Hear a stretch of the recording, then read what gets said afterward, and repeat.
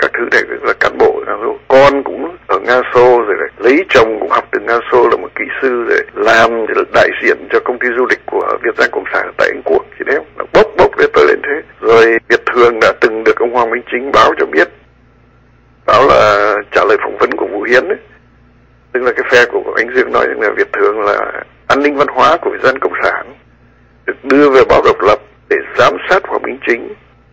Và ở toàn bộ báo Độc Lập rất sợ Hùng Việt Thường, bởi vì Việt Thường là tuy là phóng viên báo Độc Lập nhưng mà lại là một cán bộ an ninh văn hóa của Việt Dân Cộng sản, rất là có thế lực, nên Hoàng Minh Chính rất là sợ. Mà nó lại ngu ở chỗ là cái thời kỳ đó tôi đang đi cải tạo cung đất mà làm sao mà là đã về báo Độc Lập đâu. Thì sau khi nói tất cả chuyện thấy là không giải quyết được chuyện gì, bởi có nhiều người ta biết quá, thì đến cái vụ thằng Tô Hải nó lại bịa một loạt rồi chuyện nữa. Thì tôi đã trả lời cho nó rõ ràng rồi. Thì bây giờ chúng ta thấy là bôi nhỏ tôi bằng cái cách là nói tôi là thứ như kiểu là cao cấp của Việt Giang Cộng sản ấy, xem ra không có ăn khách.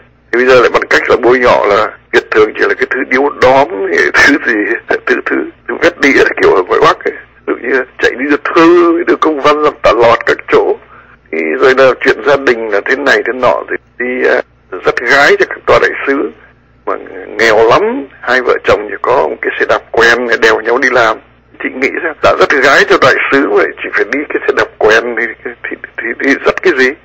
Đấy, tất cả cái điều đó là nó nói tự nó mâu thuẫn, nhưng mà cái chuyện đó không có phải cần quan tâm. Chị chỉ quan tâm rằng là ai là người ra đòn đánh Việt Thường, thấy rằng đây là một sự cộng tác của Việt Dân Cộng sản cùng với Việt Tân. Cái nhóm đó là nhóm Việt Tân. Như vậy tức là Việt Thường đã đánh đúng rồi, đánh đúng chúng nó, đánh đúng vào những cái chỗ điểm yếu của chúng nó. Nên cả Việt Tân, cả Việt Dân Cộng sản nó phải ra đòn trả lại thôi, phải đỡ. Nhưng bởi vì chúng nó là phường vô nghĩa mà, phi nghĩa, thì những cái đòn trả lại của nó đều rất là ngu dốt. Vì chúng nó có ngu dốt và lưu manh, nó phải lưu manh thì nó mới có thể toa dập được với nhau. Trên mắt chúng nó là không bao giờ nó có thể có cái khả năng để nhìn cái gì đúng sai. Chúng nó chỉ nhìn lợi và hại thôi, chứ nó không nhìn được thấy cái đúng và sai, không phân biệt được chính nghĩa và phi nghĩa. Cho dù những đứa ở trong đảng của chúng ta, cả hai cái đảng, nó có 5-10 cái bằng tiến sĩ hay thạc sĩ chẳng nữa, thì chúng nó cũng vẫn như thế thôi, giống như con chó. Những con chó đó là con chó, thì dù nó chó lớn, chó nhỏ, chó nuôi ở Đức, chó nuôi ở Việt Nam, chó nuôi ở Tàu, chó nuôi ở Nga, thì cái cách nhìn của nó cũng vẫn là con chó thôi. Giống như mèo, mèo nuôi đâu thì thấy chuột, hơi chuột là nó khác vô chuột rồi, không cần phải ai dạy lại cả. Thì cái lũ Việt Dân Cộng sản, cái lũ Việt Tân nó cũng y như vậy thôi. Cứ nhìn thấy đô la là nó đớp thôi, nhìn thấy phân ở đâu là nó ạt vào thôi.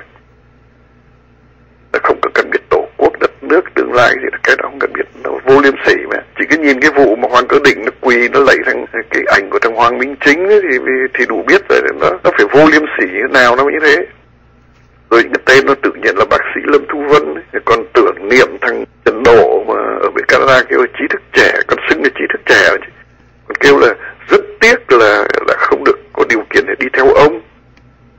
Tức nó công khai nói rằng nó rất tiếc là không được theo Trần Độ để mà tàn sát nhân dân miền Nam Việt Nam đấy. Thế theo cộng sản ấy chứ còn gì đấy. Có thấy nó nói là theo chân các tướng lê Nguyễn Khoan Nam hay các gì của miền Nam đâu. Cái Nguyễn Văn Thà theo cái tấm gương đâu. Cái Trần Văn Bá thì đâu có theo hướng của Trần Độ thôi. Thế cái phần này tôi nghĩ rằng trả lời như thế thôi chị ạ, còn thì không nên quan tâm. Chúng nó càng chửi thì chúng ta phải mừng, vì chỉ sợ là chúng ta đánh nó mà chửi chúng nó thì nó không kêu, còn đánh nó kêu nó cắn lại thì đó là chúng ta đánh chúng nó rồi.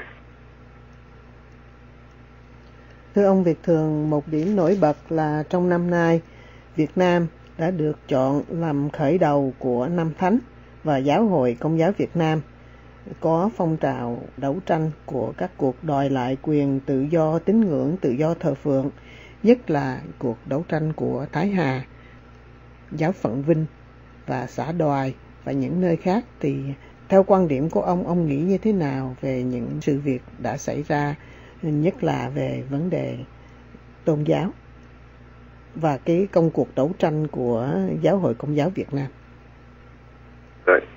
Về trong Việt Nam hiện nay ấy, chúng ta biết là từ khi Việt Giang Cộng sản, khi nó hoạt động, nó bắt đầu hoạt động từ khi nó ra đời, trước khi nó trở thành một cái đảng chính thức ấy, nó từng nhỏ một, thì nó đã tuân theo lời chỉ dẫn của các cái bậc sư tổ của nó, là nó coi tôn giáo là thuộc viện. Ở đây có nghĩa là nó dùng cái khẩu hiệu đó để mị dân thôi, để lấy cái cớ đó mà hạ thấp vai trò của tôn giáo xuống, bởi vì chúng nó chuẩn bị để nó chiếm lĩnh cái vai trò đó. Cái chủ nghĩa thực dân đỏ nó khác với các chủ nghĩa thực dân Tây phương thời thế kỷ thứ 17, 18 trở đi. Nó khác là ở cái chỗ đó là nó chiếm con người, cả linh hồn lẫn cả con người. Thì tự nhiên là khi nó chiếm được cái người đó rồi thì đất đai của người đó, tài sản của người đó, lao động người đó sẽ trở thành là của nó. Chứ còn tụi thực dân Pháp hay Đức, cái Ý ngày xưa thì thực dân cũ thì nó chỉ chiếm nguyên liệu thôi, chiếm lao động và chiếm thị trường. Đấy là cái chính của chúng nó. Thì tụi này nó khác hoàn toàn là cái chỗ đó. Cho nên nó muốn biến cái chủ nghĩa của chúng nó thành ra là cái thứ tôn giáo. Tức là nó chơi với cái giờ Đảng Cộng sản nó cũng thế đấy, nó cũng giống như là một cái thứ trong đó nó gồm các như là giáo hoàng,